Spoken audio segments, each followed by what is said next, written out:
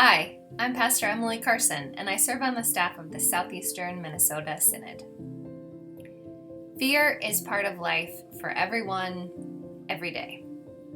If we can learn how to identify how fear shows up in our lives and in our congregations, we can enter into even the most uncertain of times fully trusting in God's nearness. But if we can't identify fear and how it's operating in our lives, it will unconsciously influence almost everything. So, what do we do with fear? Our faith compels us to figure out what to do with fear so that it doesn't rule our lives. Do not fear, the angels say again and again in Scripture. Do not let your hearts be troubled, and don't be afraid, Jesus tells his followers. There are all kinds of common personal fears. Things like fear of making the wrong decision, fear of the disapproval of other people, fear of regret, fear of physical harm, fear of failure. There are all kinds of common congregational fears too. Fear that people will stop coming, fear of not measuring up, fear that people will stop giving, fear that other churches are bigger or better or more popular, fear of congregational death. Interestingly, fear loses a lot of its power when we just look at it. So I invite you to reflect. What are you afraid of? Personally, or perhaps as a council or congregation. A personal example. My number one fear is that I am inadequate, that I don't measure up, and that I'm not really good at anything.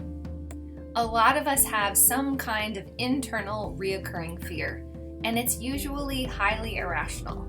It's not really based on reality, it's just a fear. But if we don't pay attention to those fears, they can become the primary motivators for how we navigate life. I've learned that when I just turn and look at the fear and say, hey, I see you, I hear you, but actually, I believe I am enough because I'm a beloved child of God. The voice quiets down, and I can tap back into divine wisdom rather than irrational fears. If we are aware of how our fears are influencing us, we can operate in healthier, more flexible ways. When we're unaware of how our fears are influencing us, we tend to operate in irrational, rigid ways. If you're facing a personal or a family decision, or you're figuring out how to be a healthy team at your workplace, or you're discerning something significant as a church, I encourage you to make space for the fear in the room to be named. Give everybody involved a chance to name what they're afraid of. Naming our fears doesn't make them more powerful, which is often what we're afraid of. If anything, naming our fears gives them less power.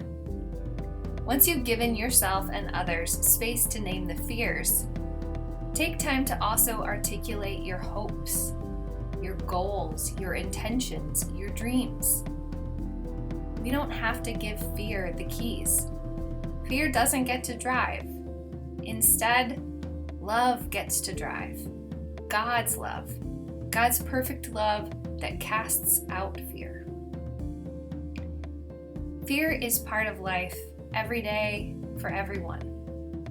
Let's learn how to identify fear so that love and not fear can remain our primary personal and congregational motivation.